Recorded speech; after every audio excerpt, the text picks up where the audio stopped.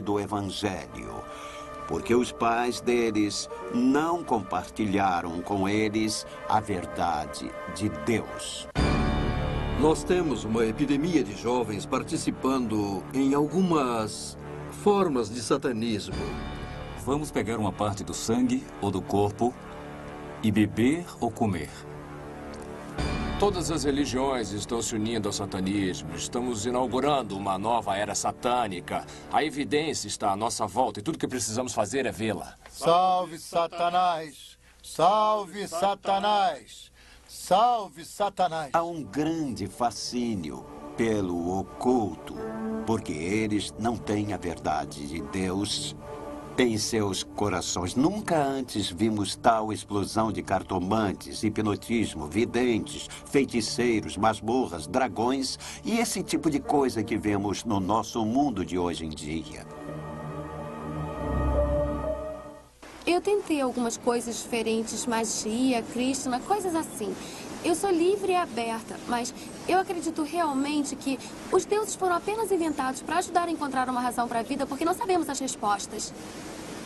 Acho que estamos nos tornando mais tolerantes. Os crimes e as coisas que acontecem na sociedade estão fazendo com que a moral decaia e nos tornemos mais tolerantes. Menos pessoas estão indo às igrejas, é o declínio dos valores morais, valores éticos, novamente atribuídos ao controle dos pais. Nós, como adultos, temos a tendência a dizer uma coisa e a fazer outra. Mas nós queremos que as crianças façam exatamente o que mandamos quando lhes mostramos algo totalmente diferente. Em outras palavras, quer dizer, faço o que eu digo, mas não o que eu faço. Declínio moral. Legalize o aborto. Em 2 Timóteo, capítulo 3, nós lemos: Sabe, porém, isto, nos últimos dias sobrevirão tempos difíceis, pois os homens serão egoístas, avarentos, jactanciosos, arrogantes, blasfemadores, desobedientes aos pais, ingratos, irreverentes, desafeiçoados, implacáveis, caluniadores, sem domínio de si, cruéis, inimigos do bem, traidores, atrevidos, enfatuados, antes amigos dos prazeres que amigos de Deus, tendo uma forma de piedade, negando-lhe, entretanto, o poder. Essa geração tem assistido à explosão de pornografia e o aumento dramático do aborto, sendo exigido em todo o mundo. Nós, como geração, somos amantes do prazer e somos insolentes para com Deus. Um exemplo de nossa geração profana é a explosão de prostituição infantil, de acordo com World Watch. A prostituição infantil por todo o mundo aumenta de forma desmedida. Somente na Tailândia há uma estimativa de 800 mil crianças prostitutas, a maioria com menos de 16 anos. Ou consideremos o fato de que a legalização do aborto se espalhou mundialmente a partir de 1960. De acordo com Planned Parenthood, 50 milhões de bebês são abortados a cada ano em todo o mundo. Em outras palavras, essa geração está assassinando 137 mil bebês indefesos a cada dia. Certamente, é uma geração sem amor, brutal. Jesus declarou: Pois assim foi como nos dias de Noé, também será a vinda do Filho do Homem. Não é surpresa que nos tempos de Noé, a terra estava corrompida à vista de Deus e cheia de violência. Quando ouvimos as notícias e sabemos dos crimes hediondos que são cometidos pelo mundo, lamentavelmente sabemos que tal profecia também está sendo realizada. Ah, meu Deus! Ah, meu Deus! Não acredito que tenha acontecido! Malvado, brutal, repugnante e horrível.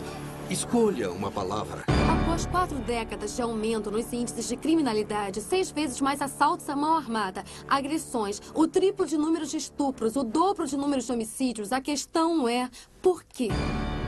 O número de adolescentes que mataram foi além do dobro desde 1985. Isso é ruim e a pior notícia é o que ainda está por vir. Uma das coisas que quase todos observam hoje É a violência, o terrorismo, a imoralidade que está acontecendo literalmente ao redor do mundo. E as pessoas se perguntam o que está acontecendo, por que está acontecendo, o que está acontecendo ao comportamento humano. De acordo com o livro de Romanos, capítulo 1, podemos facilmente entender isso porque a Bíblia nos diz que quando o homem rejeita a Deus como Criador, nós podemos esperar ver o homem seguir o caminho da depravação. Quando não há Deus, o homem não presta contas a Deus. Não há moral, não há valores e o homem pode criar suas próprias regras. Jesus disse: o mesmo aconteceu nos dias de Ló. Assim será no dia em que o Filho do Homem se manifestar. E em Gênesis 13:13, que se refere aos dias de Ló, nós lemos: os homens de Sodoma eram maus e grandes pecadores contra o Senhor. Hoje a perversão e o prazer sensorial não são apenas tolerados, mas com frequência até mesmo ostentados. Mas Jesus nos diz que em meio a essa perversidade, Sodoma era próspera e havia uma falsa sensação de paz. E hoje, como um todo, nossa sociedade é mais próspera do que qualquer geração prévia. Mesmo assim, nossa perversidade continua sua espiral descendente. De acordo com a US News and World Report, os americanos gastaram cerca de 8 bilhões em pornografia em 96. Isso é mais do que os americanos gastaram em 96 com a indústria de música de rock ou em todos os filmes de Hollywood reunidos. E à medida que olhamos para o nosso panorama moral e social, devemos concluir que o final dos tempos está próximo.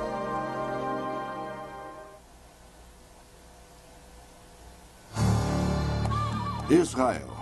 Esta é uma nação cuja história foi prevista pelos profetas de Deus. Se quiserem saber qual é o tempo pelo relógio de Deus, olhem para a nação de Israel.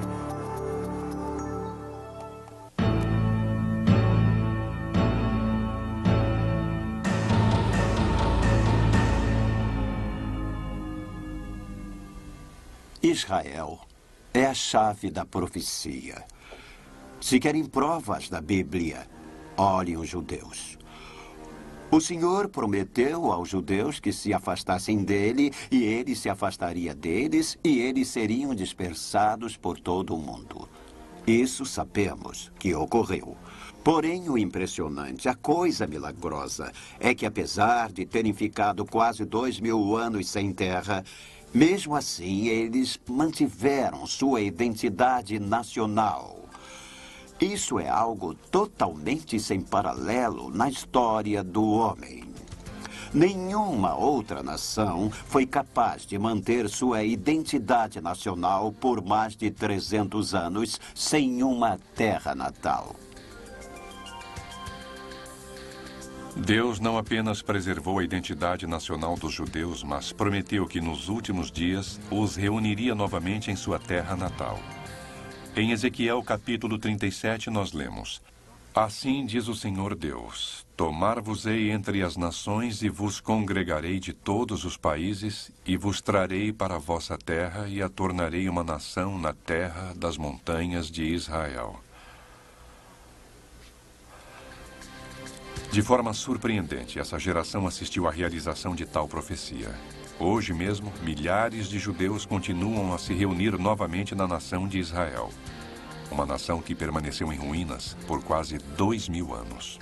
A Bíblia fala sobre Israel ser reunida em sua terra. Isso não é novidade. Em 14 de maio de 1948, o Estado de Israel foi restabelecido.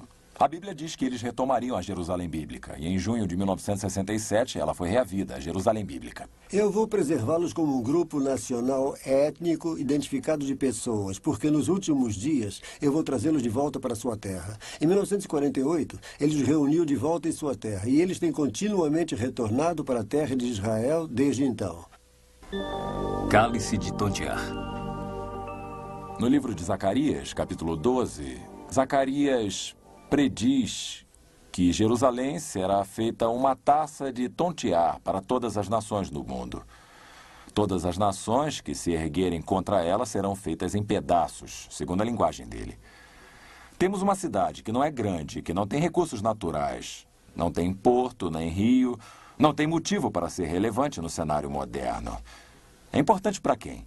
para uma minoria de judeus, não para todos eles. Para o Islão a teve durante 1000 anos e deixou que virasse cascalho, até que descobriram que era importante para os judeus. Então, é claro, se tornou muito importante para o Islão. Para os cristãos, bem, nós gostamos de visitá-la, mas não morreríamos por ela. Então, a ideia de que Jerusalém será uma pedra pesada para todo o mundo, à sua luz, parece absurda. Se olharmos à nossa volta hoje, enquanto assistem esse vídeo, o pessoal dos governos de cada capital das nações importantes, internacionalmente relevantes no planeta Terra, luta para saber a postura a tomar, como lidar com o que o pessoal da inteligência chama de a luta por Jerusalém. Zacarias capítulo 12, Deus disse: Eu farei de Jerusalém um cálice de tontear. É difícil acreditar. Há 2.500 anos, Jerusalém jazia em ruínas, cercada por desertos. E Deus disse: Deixe-me dizer uma coisa. O dia virá quando quase 6 bilhões de pessoas estarão com seu olhar em Jerusalém, com medo e tremendo, sabendo que a próxima guerra mundial, quando começar, vai ser por causa daquela cidade que é um lugarzinho de nada. Não dá para explicar isso de forma lógica. Até a importância de Israel como local religioso não explica o interesse do mundo sobre essa pequena nação. Porque se compararmos o número anual de turistas que visita Israel com o número que visita o relicário de Lourdes na França, notamos que os turistas visitam um único relicário mais vezes do que visitam Israel.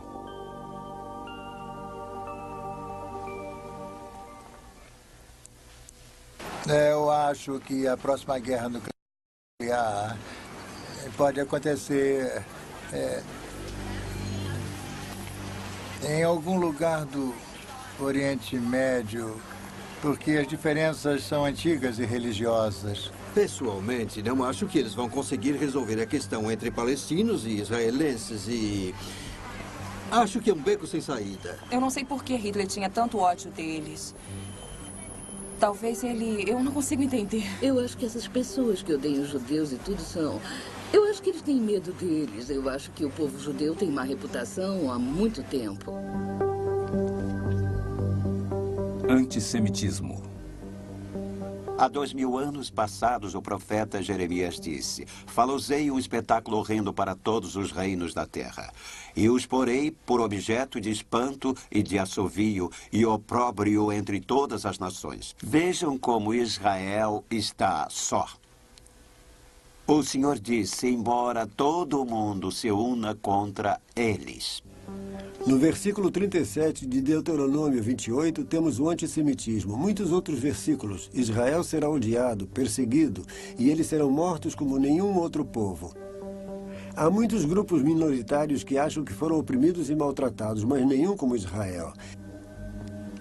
E não temos tempo para lhes dar exemplos, mas o antissemitismo é horrível. Visitem Auschwitz. Sabiam que depois de Auschwitz, depois que aqueles sobreviventes esqueléticos foram soltos, 1.500 deles foram mortos pelos poloneses quando voltaram tentando reaver as casas das quais a Gestapo os tinha tirado para exterminá-los? Isso foi depois do Holocausto. 6 milhões morreram nas mãos dos nazistas.